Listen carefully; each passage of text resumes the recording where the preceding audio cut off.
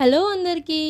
ఖాళీగా కూర్చొని ఇన్స్టాగ్రామ్లో వీడియోస్ చూస్తుంటే ఒక కేక్ వీడియో అయితే చూశాను. చాలా సింపుల్ అనిపించింది.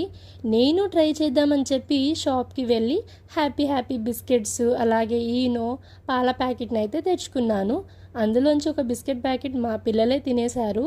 ఇక ప్రాసెస్లోకి వెళ్తే ముందుగా బిస్కెట్స్ని బ్రేక్ చేసుకొని ఆ తర్వాత ఆ బిస్కెట్స్ని మిక్సీ పట్టేసి అందులో పాలను పోసుకొని బాగా బీట్ చేసుకోవాలి. ఈనో పౌడర్ని కొద్దిగా అలాగే మళ్ళీ పాలను కొద్దిగా పోసుకొని బ్యాటర్ని ప్రిపేర్ చేసుకోవాలి.